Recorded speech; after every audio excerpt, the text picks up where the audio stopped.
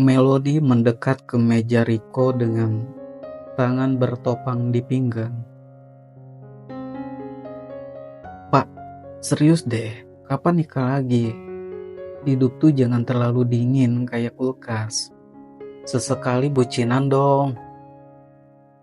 Riko yang sedang duduk membuka laptopnya berhenti sejenak. Pandangannya beralih ke Melody yang kini menatapnya dengan senyum menggoda. "Kenapa tiba-tiba ngomongin pernikahan?" tanyanya sambil datar. Melody langsung terkekeh. "Ya gimana pak, saya ini karyawan yang baik loh. Prihatin aja lihat bosnya kerja mulu, pasti hidupnya sepi kan?"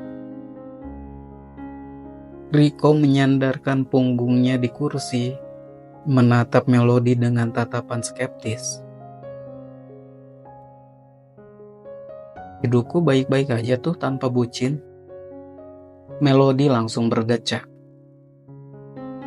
lalu melipat tangan di dada.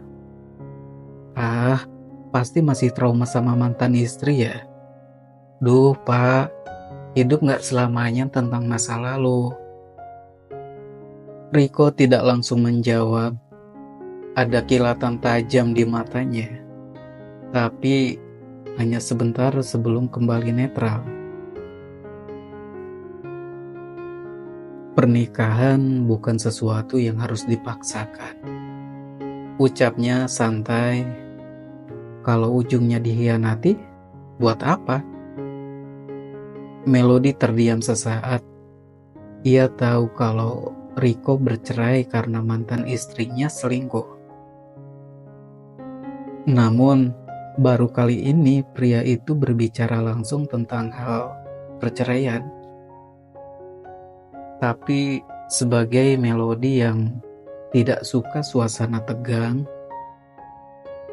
ia menepuk meja dan berkata, "Ya ampun pak, masa udah sekeren ini masih trauma? Harusnya Pak Riko tuh cari cewek yang bisa bikin lupa sama pengkhianatan itu." Riko lalu menatapnya, menyeringai tipis. "Kayak kamu, misalnya." Melody langsung terkejut. "Hah? Bukan maksudku." Riko tertawa kecil melihat ekspresi gugup Melody. "Santai, aku gak tertarik cari istri baru, apalagi untuk sekedar bucin." Melody mendengus kesal. "Ya udah deh, kalau Pak Riko maunya begitu jadi duda terus, galak, saya gak bisa maksa." Riko hanya mengangkat bahu, kembali fokus ke laptopnya.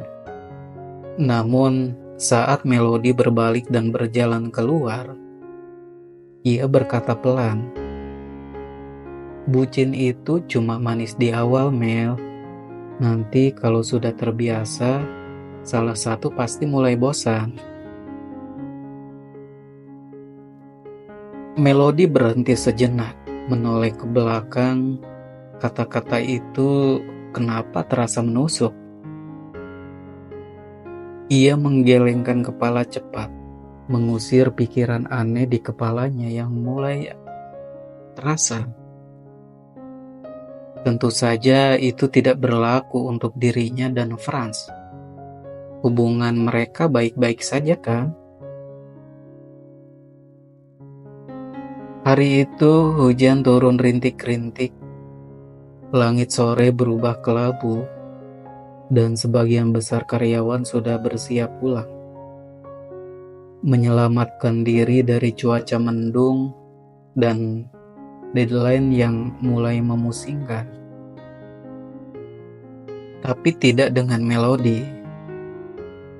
Ia baru saja kembali ke ruangannya setelah meeting singkat.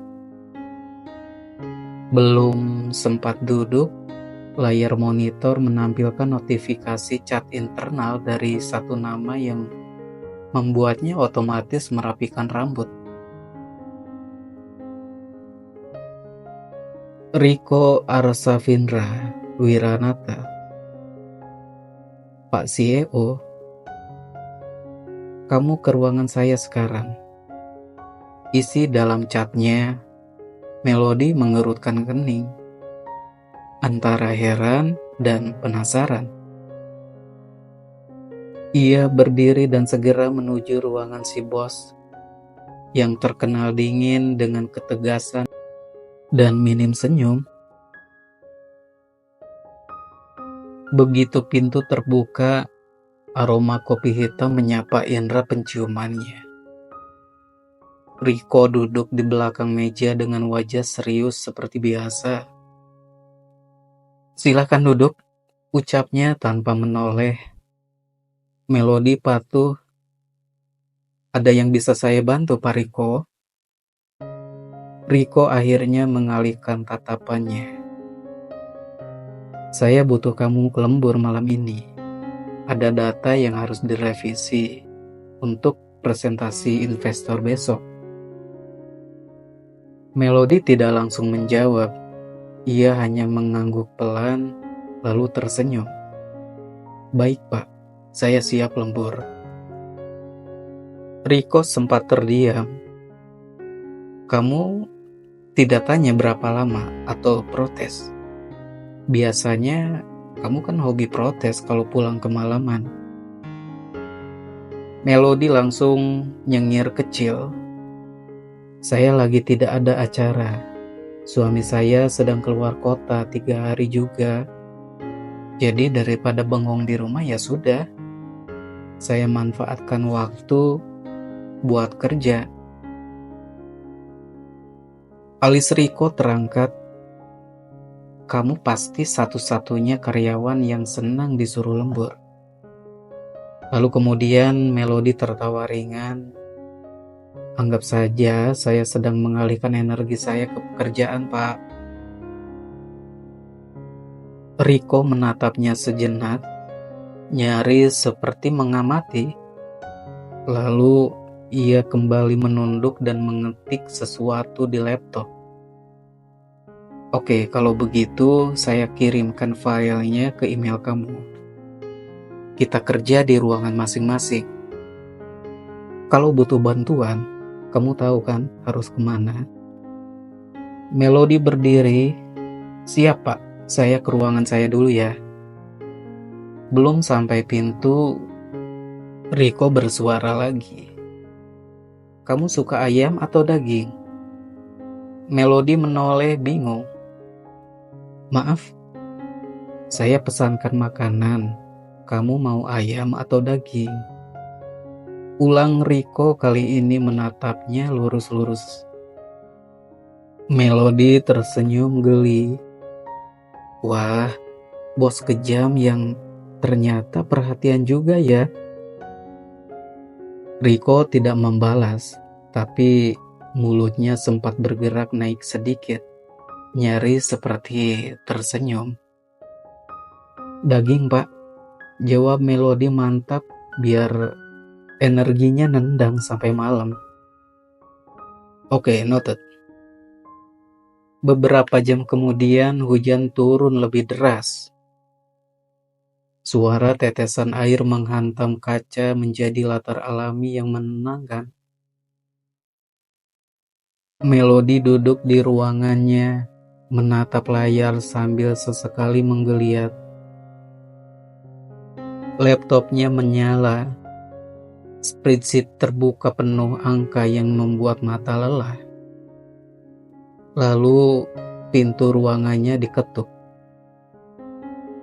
Riko masuk dengan 2 kantong kertas di tangannya. Makan malam datang. Melody langsung bersinar. "Wah, servis nih, diantar pribadi sama bos." Riko meletakkan 1 kantong di meja Melody. "Jangan bilang saya tidak manusiawi." "Iya, terima kasih Pak Riko." Melody membuka bungkusannya itu dengan antusias.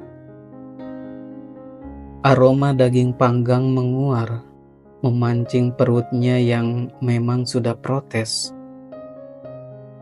Riko duduk di sofa ruangan Melody, membuka makanannya sendiri. Keduanya makan dengan keheningan sebentar. Sampai Melody melirik Riko dengan rasa iseng. "Pak Riko, boleh tanya sesuatu tidak?" "Tanya aja," jawab Riko masih fokus pada makanannya. "Kenapa sih Bapak masih betah sendiri? Maksudnya duda seganteng dan sekeren Bapak masih tidak ada yang ngantri?" Riko mendongak menatap Melody dengan ekspresi netral. "Karena saya malas drama." Melody mengedip pelan, tersenyum tipis. "Trauma ya, Pak?" Riko hanya meneguk minumannya.